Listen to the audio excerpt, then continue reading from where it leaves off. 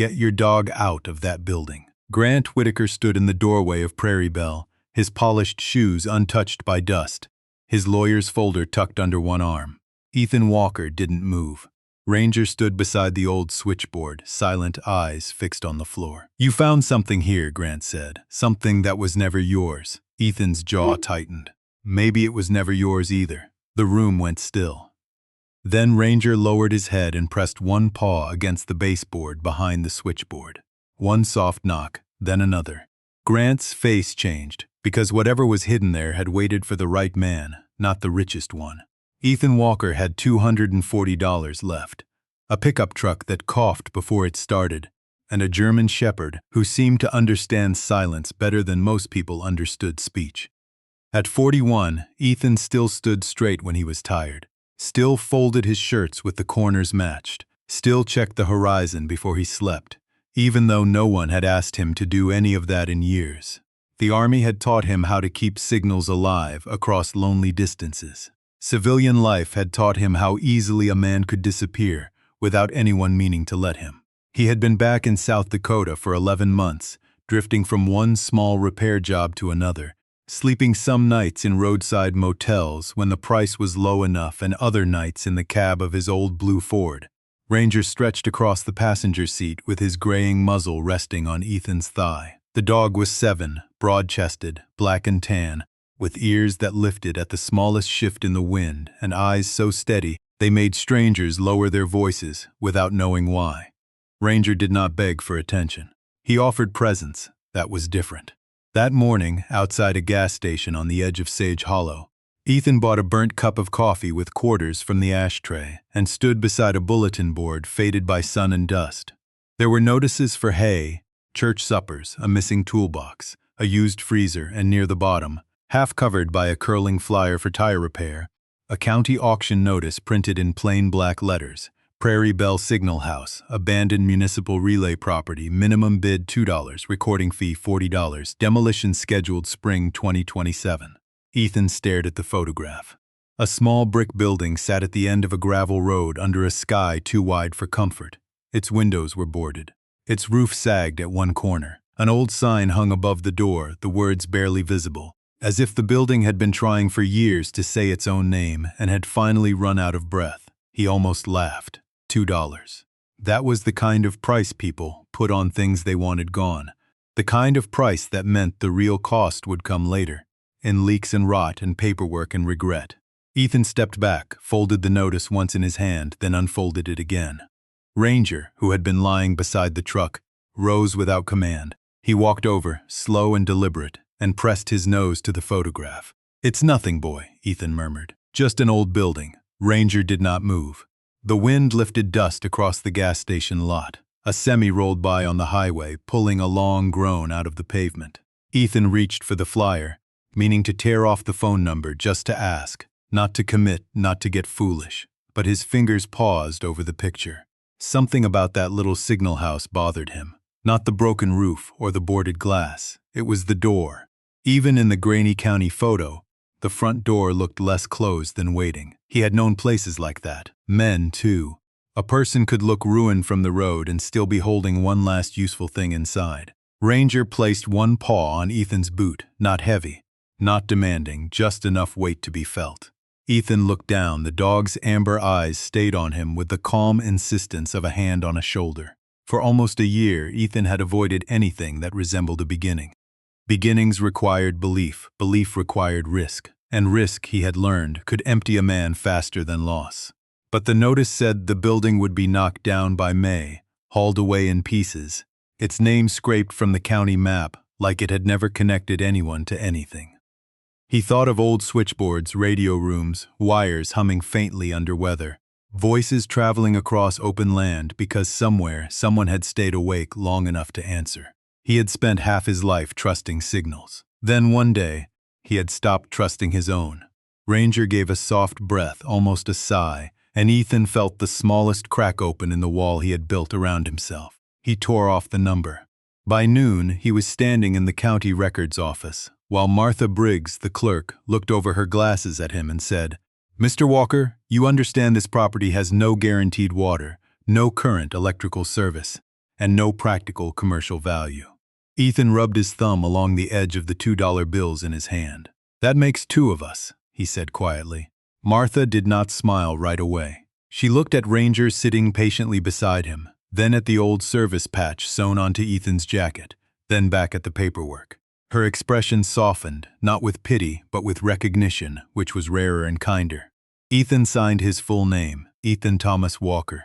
The ink looked darker than it should have, final, fragile, alive. When Martha handed him the key, it was small, brass, and colder than the room. "Most folks forgot that place," she said. Ethan closed his fingers around it. Maybe it forgot us, too. But Ranger stood then, ears forward, tail still, as if he had heard something no one else could hear.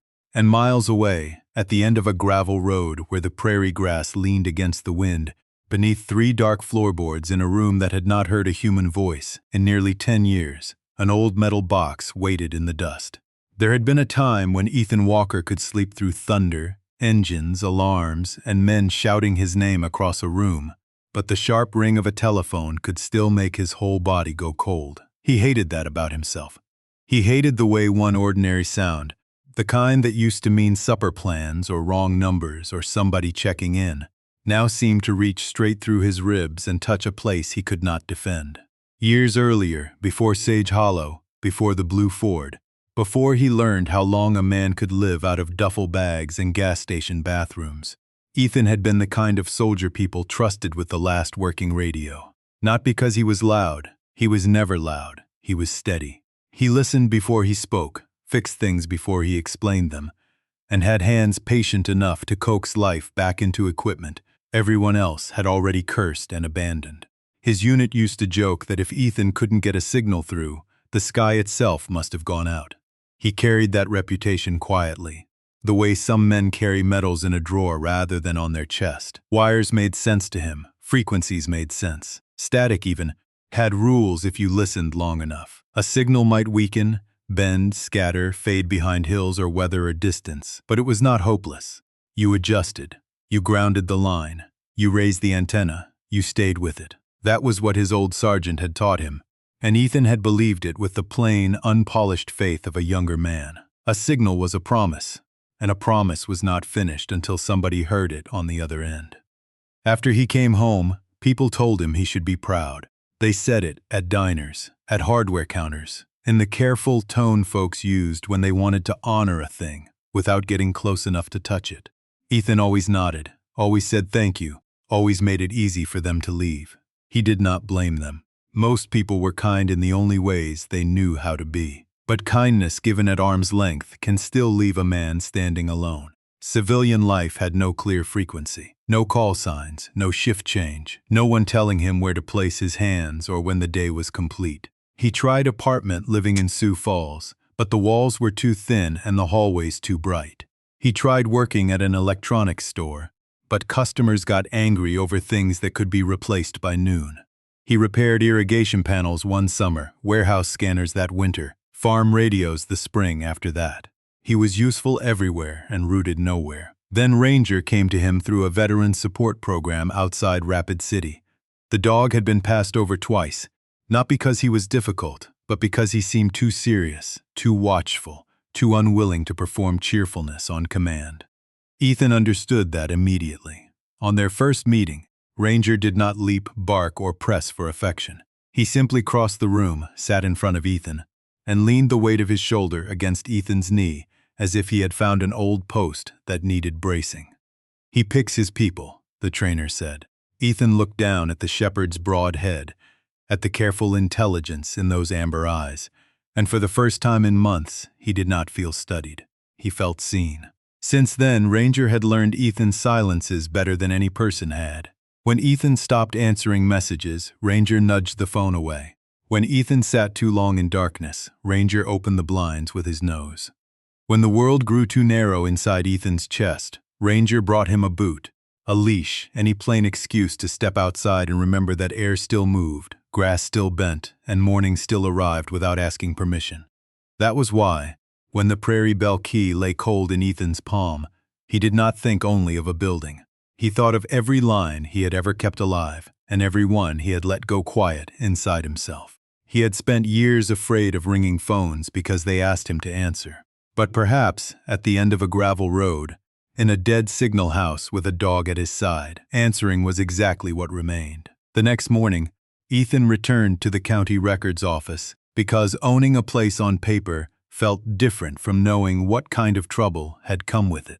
Martha Briggs had already pulled the file by the time he walked in, as if she had expected him to change his mind, or perhaps hoped he would ask one more question before the building swallowed what little money he had left. The folder was thick, faded at the edges, and bound with a red rubber band that looked older than some of the roads in town.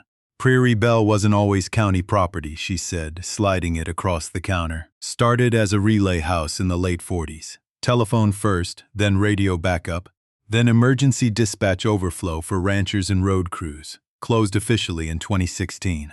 Unofficially, folks had stopped needing it long before that. Ethan rested one hand on Ranger's head and opened the file. Inside were maps, inspection notes, brittle photographs, and letters written by people whose handwriting had the slow dignity of a time before everything became urgent. One photograph showed the building freshly painted, its windows bright, an American flag over the door. 3 men in work shirts standing beside a wooden sign that read Prairie Belle Relay and Switch. Another showed a woman in cat-eye glasses seated at a switchboard, smiling as if the wires in front of her were not machinery but company. Ethan did not smile back, but something in his chest shifted, quiet and uneasy. There were places that died because they were useless, and places that died because the world got too busy to remember what they had once held together. Martha tapped a page with her pen. Roof leak on the north corner, possible mold in the back room, well pump seized, fuse box outdated, no heat except an old stove nobody's inspected in years. And the gravel road washes out after hard rain. You making a sales pitch? Ethan asked. I'm making sure you know no one will blame you for walking away. He looked up then. The room was still except for the soft hum of fluorescent lights and Ranger's breathing beside his knee. That happen often? Martha's face changed, just slightly. People walking away, people not being blamed for it. She studied him a moment longer than politeness required, then looked down at the file. Around here, people mostly do what they have to and call it getting by. Ethan understood that language. He had been getting by for so long he had almost mistaken it for living. He turned another page and found the demolition order, stamped and clean and final. Spring 2027, remove structure, clear site, salvage not required. The words sat there with the plain cruelty of paperwork. Not angry, not personal, just certain. That bothered him most.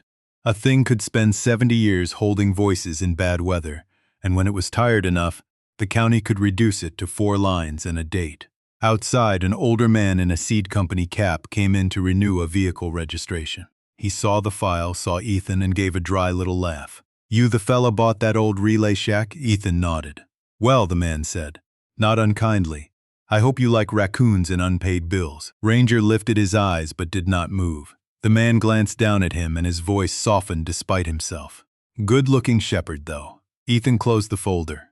That was how it would be, he realized. People would first see ruin, then the dog, then maybe, if they stayed long enough, something else. Martha handed him a folded county map with the road marked in yellow pencil. 6 miles west, then left at the windmill with no blades. If you reach the Dry Creek Bridge, you've gone too far. Ethan tucked the map into his jacket.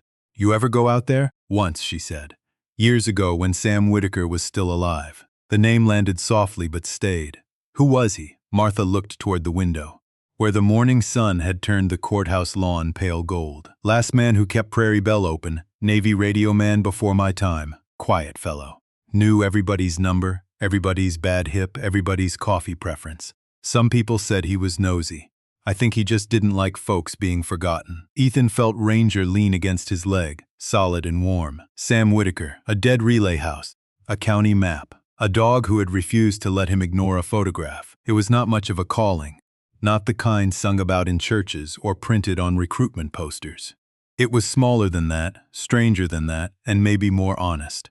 Ethan had spent years avoiding places that asked him to belong. Prairie Belle asked for something simpler. Come see what was left. He stepped out of the courthouse into the sharp Dakota morning with the key in his pocket and Ranger at his side.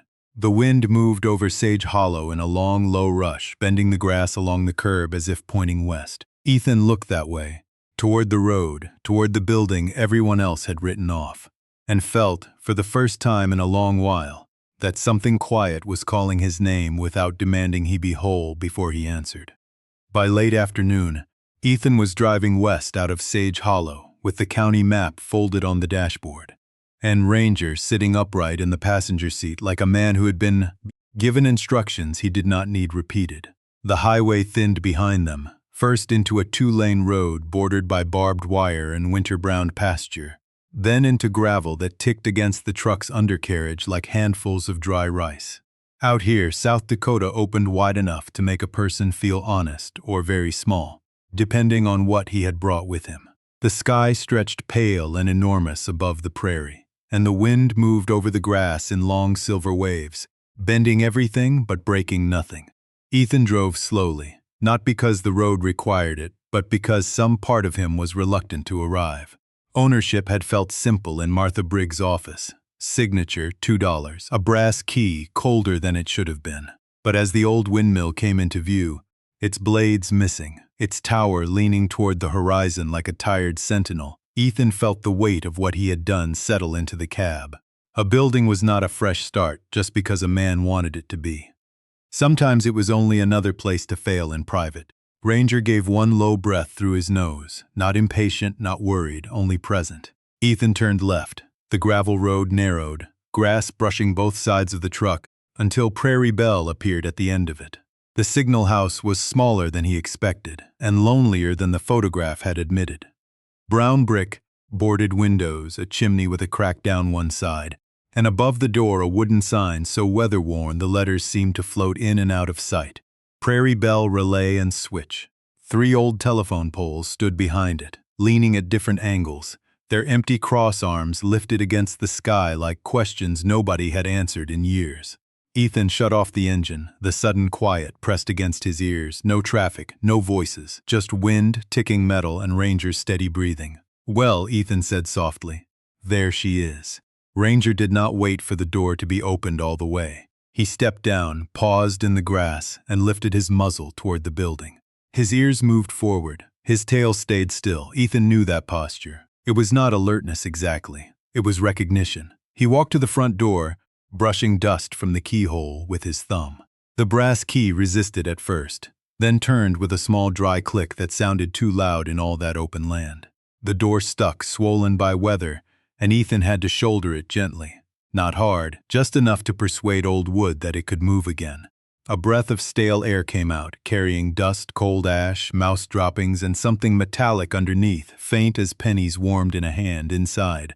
The room held the kind of dimness that belongs to places boarded up before they are done being used. Light slipped through cracks in the plywood, laying thin gold lines across the floorboards. A wooden switchboard stood against the far wall, its cords hanging in black loops, its brass jacks dulled green at the edges. Beside it sat an old radio desk, a cracked leather chair, 2 filing cabinets, a cast-iron stove, and a calendar from 2016 still open to November, as if the last person had meant to come back before winter finished asking its questions. Ethan stood just inside the doorway, cap in hand though he did not remember removing it. He had expected junk. Instead, he felt as if he had entered a room where people had once been careful with each other.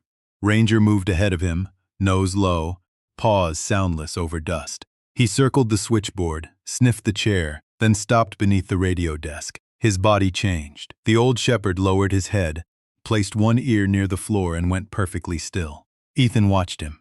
"Ranger?" The dog lifted one paw and scraped lightly at 3 darker boards half hidden under the desk. Not frantic, not playful, deliberate. Ethan crouched beside him and ran his fingers over the wood. The boards were older than the others, or maybe only more protected from sun. One nail had been set too neatly, almost intentionally. The room seemed to tighten around that small discovery. Outside, the wind moved along the wall with a low, hollow hum, and for one strange second Ethan could have sworn it sounded like a wire carrying a voice from far away. Ranger looked at him, amber eyes calm and certain. Ethan did not know what waited under that floor. He only knew the building was not empty. It had been silent. Yes, forgotten maybe, but not dead. Not even close. Ethan did not pry the boards up right away. For a long moment, he only knelt there beneath the old radio desk, with Ranger's shoulder pressed warm against his arm, listening to the building breathe around them. Dust drifted through the narrow bands of light from the boarded windows. Somewhere in the wall, wind found a crack and made it hum, low and wavering, like a far-off note held longer than any human voice could manage. Ethan had opened enough old panels, junction boxes, and field cases in his life to know that hidden things were rarely hidden for no reason. Sometimes people tucked away what they feared losing. Sometimes they buried what they could not bear to explain. Sometimes they left something behind because they hoped against every sensible fact that the right hands would find it later. "All right," he whispered, more to the room than to the dog. "Let's see what you kept." He went back to the truck for his tool roll, returned with a flat bar and a flashlight, then eased himself down again. He worked slowly. The first nail came free with a soft wooden sigh. The second resisted, then gave. Ranger lay beside him without moving, eyes fixed on the dark seam between the boards. Ethan lifted the first plank, then the second, then the third, and beneath them appeared a shallow compartment framed neatly between the joists, cleaner than the rest of the floor, as if somebody had built it with care and visited it only once. Inside sat a green metal box, the kind issued for tools or field documents decades ago, its paint chipped along the edges, its latch wrapped with a strip of oilcloth. Beside it was a folded American flag sealed in a clear sleeve, a small leather dog collar darkened by age, and a cream-colored envelope with Ethan's name nowhere on it, yet somehow meant more directly for him than any letter he had ever received. The words across the front were written in firm blue ink, "To the one who still knows how to answer." Ethan's mouth went dry. He set the flashlight down so the beam rested across the envelope, and for a moment he thought of leaving it there. There was a strange mercy in not knowing. Once a thing was opened, it became part of you. Ranger lifted his head and gave one quiet huff, not urging, not asking, simply reminding him that he had already turned the key, already crossed the threshold, already heard enough silence for one lifetime. Ethan picked up the envelope. The paper was brittle but intact. Inside was a handwritten letter dated March 3, 2016, signed Samuel A. Whitaker, Sam, Martha's last man at Prairie Belle. The letter began plainly, without apology. "If you found this, then the county either forgot to tear the place down, or God has a longer memory than government offices." Ethan let out a breath that was almost a laugh, then kept reading. Sam wrote that he had been a Navy radioman before returning to Sage Hollow, that he had kept Prairie Belle running long after better systems made it unnecessary, not because the equipment mattered, but because people did. "A line is not a wire," Sam had written. "A line is a promise that somebody matters enough to be answered." Ethan stopped there. The sentence seemed to enter the room and settle into the dust, waking everything it touched. He read it again, slower. "A line is not a wire. A line is a promise." Beneath the letter, inside the box, were bundles of cash wrapped in paper bands, each one labeled in the same careful handwriting. Roof, stove, well, phones, coffee, emergency repairs, people who won't ask. Ethan counted only enough to understand the truth. It was not a fortune in the way television meant fortune, but it was more money than he had seen in one place in years. $64,000. Saved in patient pieces by a man who had lived modestly and planned quietly for a future he knew he might not see. Under the money lay a black ledger, a brass radio key, an old microphone, and a photograph of Sam Whitaker standing outside Prairie Belle, with one hand resting on the head of a German shepherd, whose face carried the same calm gravity Ranger wore. Now, on the back Sam had written, "Morse knew every voice that needed us. Trust a good dog when he refuses to leave a door." Ethan turned toward Ranger. The shepherd's eyes met his, steady and untroubled, as if the dog had known all along that this place was not asking to be owned. It was asking to be answered. For the first time in many months, Ethan felt no urge to run from the ringing inside him. He sat on the dusty floor of that forgotten signal house, the letter trembling slightly in his hands, and understood that Prairie Belle had not been waiting for a rich man, or a perfect man, or even a healed man.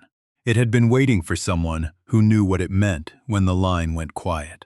Ethan opened the black ledger on the radio desk because the floor was too cold and the room had grown too quiet for a man to sit with $64,000 and a dead man's letter without feeling watched by every year the building had survived. The cover cracked softly when he bent it back.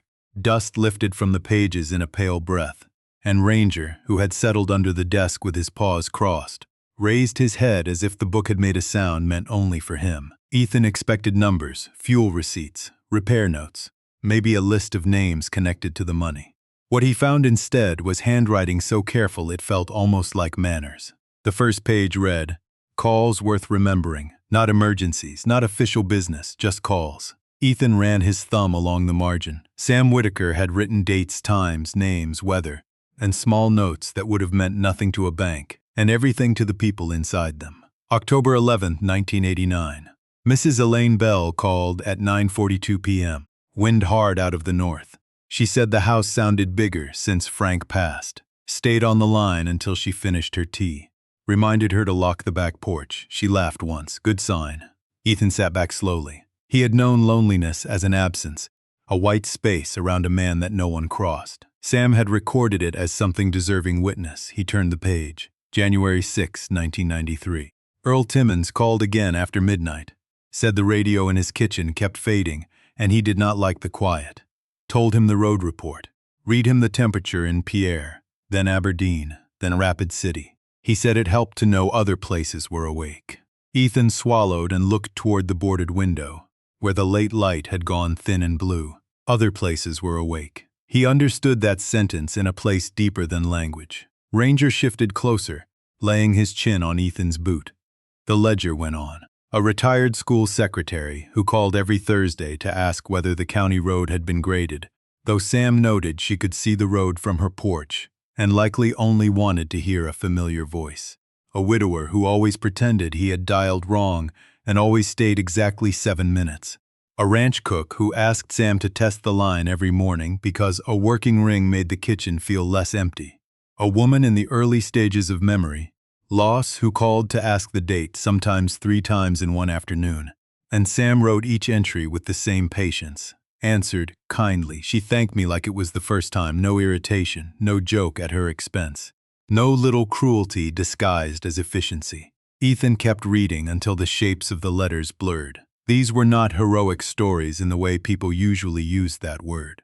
No brass bands, no speeches, no rescue splashed across a newspaper. Just a man sitting in a small brick building while the prairie went dark, giving people the dignity of being answered without making them earn it. That was what undid Ethan. Not the money, not the hidden box, the respect. Sam had treated every voice as if it arrived carrying weight, even when all it carried was weather, fear, habit, or the ache of an empty room. Ethan thought of all the times he had let calls go unanswered, because he had nothing strong to say. All the messages he had ignored because he could not bear the cheerful pressure of being fine. Maybe he had misunderstood the work. Maybe answering did not require a perfect man. Maybe it only required one who could stay on the line. Near the back of the ledger, he found a page marked Morse. Under it, Sam had written, "Dog knows who is lonely before I do. Watches the door when certain folks need to call." Today he sat by the switchboard 10 minutes before Elaine rang. Trust him. Dogs hear the heart moving before people admit it. Ethan looked down. Ranger's amber eyes were open, steady in the dim room. "You knew," Ethan whispered. The shepherd blinked once, slow and solemn. Outside, the wind pressed against Prairie Bell. But inside, among the old chords and sleeping brass, Ethan felt the strange beginning of company. The first person to come back to Prairie Bell was not the man with the seed company cap, not Martha Briggs, not anyone from the county, but a woman named June Calloway, 78 years old, driving a cream-colored Buick that looked too clean for the road it had traveled. Ethan heard the tires on gravel just after 9 in the morning, while he was sweeping mouse droppings from beneath the switchboard, and trying not to think about how much roof a man could repair before winter if he had more courage than experience. Ranger heard her first. His ears lifted, then he walked to the door and sat as if visitors had been expected all along. June came in carrying a dented thermos, 2 chipped mugs, and the kind of cautious smile people wear when they are not sure whether memory will be welcomed. She was small, silver-haired, wrapped in a blue coat with one missing button, and when she stepped across the threshold, her eyes went straight to the switchboard. "Lord," she whispered, "he never did replace that chair." Ethan leaned the broom against the wall. "You knew Sam?" June looked at him then, really looked. Taking in the worn jacket, the tired eyes, the dog lying calm near his boot. Everybody knew Sam. Most of us just didn't know how much until he was gone. She poured coffee without asking, handed Ethan a mug, and told him that after her husband died, the nights in her farmhouse had grown so wide she could hear the refrigerator click from 3 rooms away. Sam had called her every evening at 8:15 for 6 months. Not to fix anything.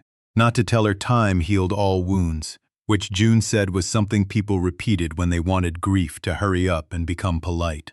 Sam only asked if she had eaten, whether the porch light worked, whether the wind was coming from the west. "He made me feel," she said, touching the edge of the switchboard with 2 fingers. "Like being alone didn't mean I had been misplaced." After June, others came, not all at once, but the way warmth enters a cold room, slowly enough that you notice only when your hands stop aching. Walter Pike arrived with a toolbox older than Ethan, and a limp he treated as an inconvenience rather than a condition. He had worked county lines before fiber and towers changed everything, and he told Ethan the poles out back were leaning, not finished. Nora Ellison from the library brought a cardboard box of photographs, each one labeled in careful pencil. Prairie Belle, 1954, Snowstorm, 1968, Sam and Morse, date unknown. Reverend Paul Mercer came on a Friday with no sermon, only a sack of stove wood and a list folded twice in his coat pocket. "These are folks who might appreciate a call now and then," he said. "No charity, no pity, just neighborliness with a dial tone." Ethan took the list, but did not open it right away. He had learned that some papers were heavier than they looked. Ranger became the bridge none of them admitted they needed. People who did not know what to say to Ethan knew how to lower a hand for a German shepherd. They scratched behind his ears, laughed when he leaned his weight against their knees, and somehow, while speaking to the dog, began speaking to the room. They told stories of blizzards, harvests, bad knees, late husbands, lost radios, coffee left too long on stoves, and the peculiar comfort of hearing someone say your name after sundown. Ethan listened more than he talked. He fixed what he could. Walter showed him how to patch the stovepipe. June washed the old mugs. Nora pinned photographs along a clothesline Ethan strung across the back wall. Martha sent over copies of old permits with a note that said, "For your files, not your nerves." By the end of the second week, Prairie Belle no longer smelled only of dust and old wire. It smelled of coffee, wood smoke, lemon oil, wet dog, and the faint metallic patience of things being restored by hands that did not need applause. One evening, after everyone had gone, Ethan stood in the doorway and watched the prairie darken beyond the gravel road. Behind him, Ranger slept under the switchboard where Morse had once kept watch. On the desk lay Sam's ledger, June's thermos, Walter's pliers, Nora's photographs, and the folded list of names Ethan was almost ready to open. The building was still cracked, still cold in the corners, still a long way from saved. But for the first time since Ethan had turned the brass key, Prairie Belle did not feel like a place waiting to be understood. It felt like a place beginning to answer. Grant Whitaker arrived on a Thursday afternoon in a black Lincoln, so polished it reflected the prairie, like something it had no intention of belonging to. Ethan heard the tires before he saw the car, a soft, expensive crunch over gravel, different from June's Buick, different from Walter's rattling pickup, different from the county trucks that came and went with tools, permits, and weathered men who spoke mostly in measurements. Ranger had been asleep beneath the switchboard, one ear tilted toward the door, but the moment the Lincoln stopped, he opened his eyes. He did not growl, he did not rise in a hurry. He only lifted his head and watched, and somehow that was enough to change the air in the room. Ethan set down the box of old phone cords he had been sorting and stepped outside.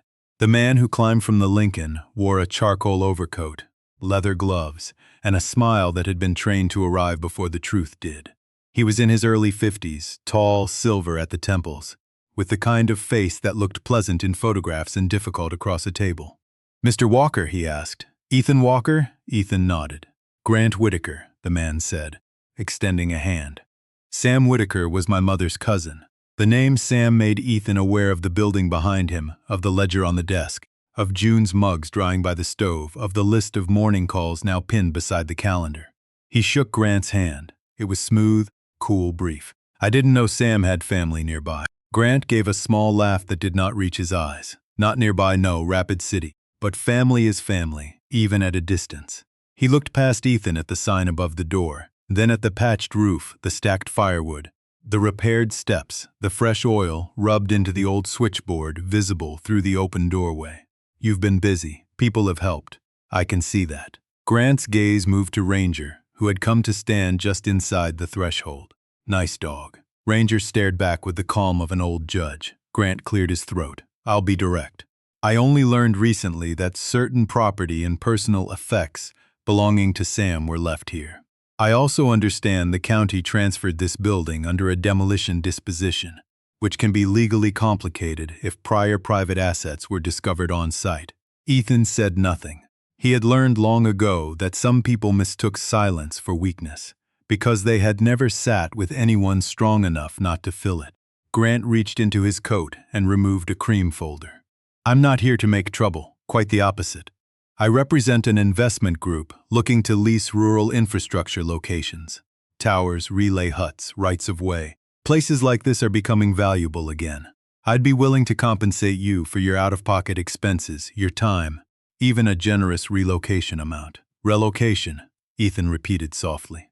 Grant smiled. You bought a distressed building for $2. I'm offering you a clean way forward. The words were reasonable. That was what made them ugly. Not cruel, not loud, not illegal sounding. Just polished enough to slide over everything that mattered. Ethan glanced back into Prairie Belle. On the wall, Nora's photograph stirred slightly in the draft. Sam beside Morse, the switchboard lit for Christmas, a line crew standing in snow, June younger and laughing near the old stove. A clean way forward for who? Ethan asked. Grant's smile thinned. Mr. Walker's sentiment is admirable, but sentiment does not maintain property. It doesn't pay insurance. It doesn't resolve ownership questions. My attorney believes Sam's mental state near the end may be relevant, especially if substantial cash was found without proper estate reporting. At that, Ranger stepped forward and stood beside Ethan, shoulder against his leg. Ethan felt the warmth of him through denim. Not warning witness. Sam labeled every bundle, Ethan said. He left a letter. Letters can be challenged. People can be remembered. Grant looked at him then with the faint impatience of a man forced to speak a language he considered decorative. You don't understand what this land may be worth. Ethan thought of Elaine Bell's tea, Earl Timmons needing to know other places were awake. June saying alone did not mean misplaced. He thought of men and women whose names Sam had written carefully because care was sometimes the only monument poor people received. Maybe not, Ethan said. But I'm starting to understand what the people were worth. For the first time, Grant had no ready answer. The wind passed between them, carrying the smell of dust, coffee, and coming rain. Then he slipped the folder into Ethan's hand. Read it, talk to counsel, I'll be back. He returned to the Lincoln, turned carefully around, and drove away without raising dust, as if even the road had been instructed not to inconvenience him. Ethan stood with the folder unopened. Behind him, the old signal house settled in the wind. Ranger leaned harder against his leg, and Ethan understood that the building's quiet had changed again. It was no longer the quiet of waiting. It was the quiet before a man decided what he would protect. For 3 nights after Grant Whitaker's visit, Ethan slept badly in the back room of Prairie Belle, not because the cot was narrow, or the wind pushed cold through the window frames, but because doubt had a way of finding every crack a building could not seal. The folder Grant left sat unopened on the radio desk until Friday morning, when Ethan finally read it, beside a cup of coffee gone bitter. There were phrases like disputed estate interest, questionable capacity, unreported assets, potential injunction. Nothing in it raised its voice. That was the strange cruelty of legal language. It could threaten a man without ever sounding angry. By noon, Ethan had convinced himself of 2 things that contradicted each other. First, Sam had meant for Prairie Belle to stay open. Second, Ethan Walker might not be the man strong enough to keep it that way. He stood by the switchboard with Sam's ledger open in front of him and the morning call list pinned to the wall. 31 names now. 31 voices that expected no miracle, only the decency of being remembered. Ethan had called them all that morning, and each answer had left something in him heavier and more tender than before. Still here, Mr. Pike had said. Still here, June had answered, pretending not to be pleased. "Still here," said a soft voice from a ranch road 20 miles south, and Ethan had written the words exactly as Sam once would have. Around sunset, rain began tapping the patched roof, slow at first, then steady. Ranger rose from beneath the desk and walked to the far wall behind the old switchboard. He stood there, head tilted, ears forward. Ethan looked up. "Not now, boy." Ranger did not turn. He lifted one paw and pressed it against the baseboard. Then again, not scratching, knocking. Ethan felt irritation flare, then fade almost immediately into shame. The dog had never wasted insistence. He crossed the room, knelt, and ran his fingers along the baseboard. One section shifted under his hand. It had been cut and replaced so cleanly the seam disappeared in shadow. With a screwdriver from Walter's toolbox, Ethan eased it loose. Behind it was a narrow cavity, and inside that cavity was a second envelope wrapped in wax paper, along with a photograph protected between two pieces of cardboard. The picture showed Sam Whitaker older than in the others, thinner, standing in front of Prairie Belle with one hand resting on Morse, his German shepherd. The dog's muzzle was silver. Sam's smile was tired but unmistakably peaceful. On the back in the same blue ink were the words, "Morse knew who came to listen and who came to take. Trust the dog." Ethan opened the envelope with hands that had begun to tremble. Inside was a notarized statement dated only 4 months before Sam's death, witnessed by Martha Briggs and Walter Pike. Sam had written clearly that any funds left hidden in Prairie Belle were not estate property intended for blood relations, but a restricted gift for the restoration and public use of the Signal House, to be administered by whoever lawfully acquired the building and agreed to maintain it as a place of community contact, especially for elders, veterans, and residents living alone across the county. Ethan read the final line 3 times. No person should have to earn the right to be answered. Rain moved over the roof like static. Ranger sat beside him, calm as a church bell after ringing. Ethan bowed his head, and for a moment he did not feel rescued or chosen or worthy. He felt responsible, which was harder and cleaner than all of those things. The next morning, he drove to Martha's office with Ranger in the passenger seat and the envelope flat on the dashboard. By Monday, a local attorney agreed to file the papers at cost. By Wednesday, Grant Whitaker's tone changed from polished confidence to professional distance. By the following Friday, Prairie Belle had a new sign taped inside the front window: Prairie Belle Open Line Fund. Coffee, calls, company. No one turned away for being lonely. Ethan deposited the money into a restricted account. He kept none of it for himself beyond a modest caretaker wage. Martha insisted Sam would have scolded him for refusing. The first official purchase was not a new roof, though the roof needed it. It was a second phone line, a better coffee maker, and a sturdy chair beside the stove for anyone who came in tired of being treated like an inconvenience. That evening, Ethan placed Sam's radio key, Morse's old collar, and Ranger's tag together on the desk. 3 quiet guardians, 3 keepers of the same promise. Then the phone rang. Ethan looked at Ranger. Ranger looked back as if to say he had known this was coming from the beginning. Ethan picked up the receiver. "Prairie Belle," he said, his voice rough but steady. "I'm here." 2 years later, the road to Prairie Belle still turned left at the windmill with no blades. But people no longer drove past it as if nothing living waited at the end. The gravel was smoother now, packed down by pickups, Buicks, county trucks, church vans, and the occasional rental car, carrying someone who had heard about the old Signal House, where a man and his German shepherd answered the phone before sunrise. The building itself had not become beautiful in the polished way magazines understood beauty. Its bricks were still weather-darkened. The chimney still leaned a little. The wooden sign above the door had been sanded, sealed, and repainted by Walter Pike's unsteady hand, which meant the letters wavered if you studied them too closely.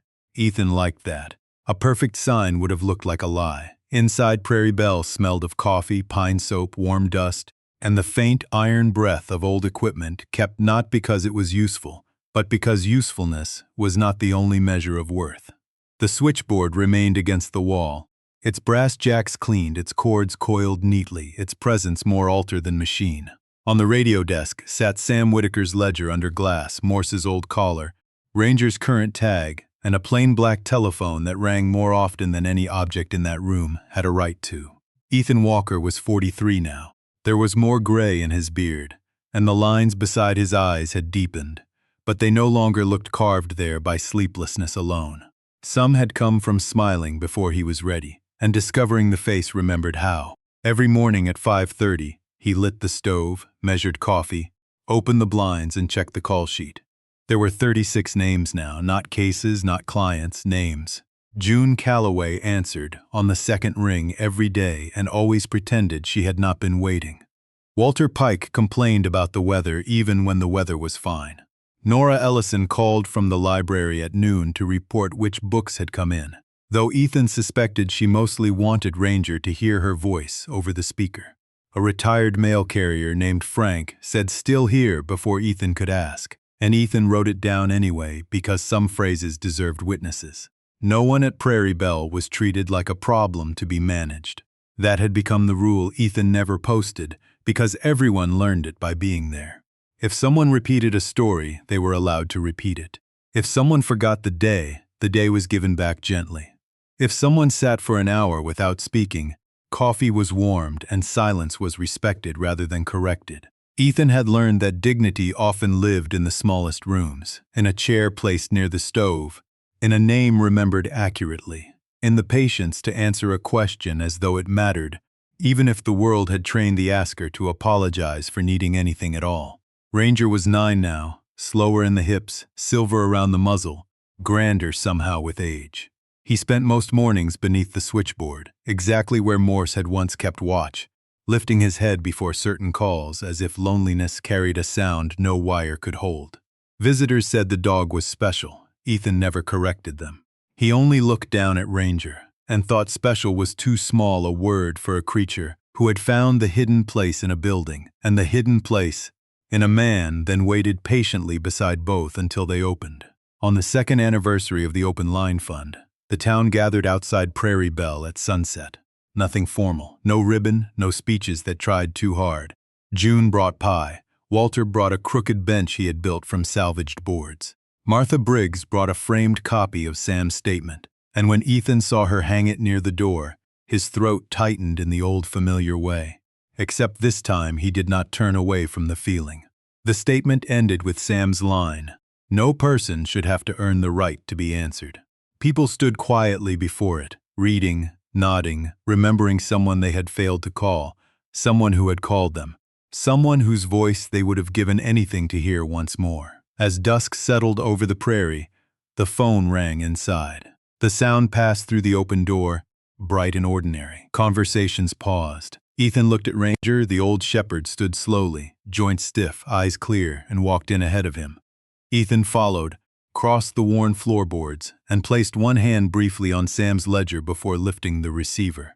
Outside, the prairie widened into blue shadow. Inside, every face waited without pressure, as if giving him room to become exactly who he had been becoming all along. "Prairie Belle," Ethan said. His voice was steady, warm, present. "This is Ethan. The line is open. If this story touched something quiet in you, leave a like, subscribe, and tell me which moment stayed with you the longest. And wherever you're watching from tonight, drop your city or country in the comments. I'd love to know how far this open line has traveled.